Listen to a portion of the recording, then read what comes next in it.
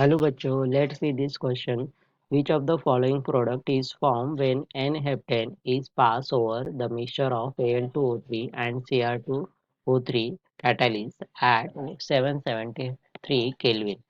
First option is benzene, second toluene, third polyheptane and fourth cycloheptane. तो इस question में हमें जो रिएक्शन दी गई है दैट इज ये क्या है हमारा N heptane is react with this catalyst. तो ये रिएक्शन जनरली क्या होती है एरोमाटाइजेशन। तो इस क्वेश्चन के लिए हमारा की कंसेप्ट होगा की कंसेप्ट दैट इज एरोमाटाइजेशन। अब एरोमाटाइजेशन प्रोसेस जनरली क्या होती है कि ये एक केमिकल प्रोसेस है जिसमें नॉन एरोमेटिक कंपाउंड्स में कन्वर्ट होता है। मतलब इसमें साइक्लिक हाइड्रोकार्बन्स जैसे अल्कीन्स या साइक्लोअल्केन्स बेंजीन जैसे स्टेबल एरोमेटिक रिंग में बदल जाते हैं। तो जब ये एरोमाटाइजेशन प्रोसेस होती है तो ये जनरली 3 स्टेप्स में कैरिड आउट होती है। That is dehydro dehydrogenation. मतलब डिहाइड्रोजिनेशन में अल्केन या साइक्लो अल्केन को हीट और कैटालाइज के साथ रिएक्ट किया जाता है। तो इस प्रोसेस में हाइड्रोजन एटम्स निकल जाते हैं और डबल बॉन्ड बनते हैं।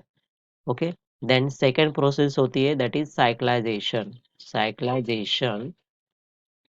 तो इस प्रोसेस में अगर starting material linear chain hydrocarbons है तो पहले वो साइक्लिक हाइड्रोकार्बन्स में कन्वर्ट होता है एंड ये स्टेप डबल बॉन्ड और साइक्लिक स्ट्रक्चर क्रिएट करता है। थर्ड स्टेप होती है इसकी दैट इज एरोमाटाइजेशन। एरोमाटाइजेशन तो एरोमाटाइजेशन प्रोसेस में मतलब फाइनल स्टेप्स में साइक्लिक कंपाउंड और डबल बॉन्ड्स रीअरेंज होते हैं ताकि बेंजीन रिंग जैसे स्टेबल स्ट्रक्चर बन सके।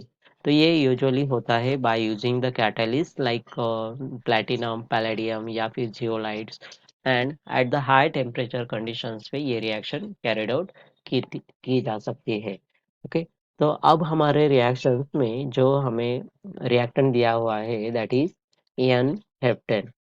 तो एन हेप्टेन में बेसिक कार्बन चेन कितने कार्बन की है दैट इज 7 कार्बन की है। तो इसका स्ट्रक्चर होगा like this CH2 CH2 CH2 CH2 CH2 CH2 CH3। Okay, 1 2 3 4 5 6 and 7 carbon की एक लीनियर चेन हाइड्रोकार्बन चेन यहाँ पे हमें दी गई है। एंड ये रिएक्ट करता है किसके साथ that is a mixture of Al2O3 plus Cr2O3 के साथ। Okay, at the high temperature that is 773 kelvin. तो इस रिएक्शंस को अगर हम कैरिड आउट करें तो ये जो हमें कैटालिस्ट दिया हुआ है तो ये क्या करता है जनरली कन्वर्ट करता है लीनियर चेन को into the aromatic compound, convert into aromatic compound. Okay, तो एरोमेटिक कंपाउंड में कन्वर्ट करने के लिए जनरली ये कैटलिस्ट यूज किया जाता है। तो हमारा रिएक्टर पहले क्या होगा dehydrogenation then cyclization and then aromatization. तो हमारा ये जो रिएक्टेंट है दैट इज एन हेप्टेन ये क्या होगा that is CH3 CH2 CH2 CH2 CH2 CH2 CH3। तो इसका पहले क्या होगा डिहाइड्रोजनेशन एंड साइक्लाइजेशन। तो हमें प्रोडक्ट मिलेगा like this that is CH3। Okay, तो यहाँ पे हमारे हर कार्बन पे दो हाइड्रोजन्स है that is CH2 CH2। Okay, CH2 then CH2 and CH2। Okay, तो यहाँ पे 1 2 3 4 5 6 एंड 7 कार्बन की हमारी साइक्लाइजेशन चेन तैयार हो गई है। तो इसके बाद अगर हम इसको हीट करें एट द फाइनल स्टेप तो यहाँ पे हमें क्या मिलेगा जो ये साइक्लो हेक्सेन रिंग हमारी फॉर्म हुई है तो वहाँ पे हमारा एरोमाटाइजेशन होगा दैट इज कार्बन कार्बन एरोमाटाइजेशन होने के बाद कार्बन कार्बन में एक single bond double bond form होगा अल्टरनेटिवली। तो हमें ये स्ट्रक्चर मिलेगा। Okay, like this. एंड ये हमारा CH3 ग्रुप।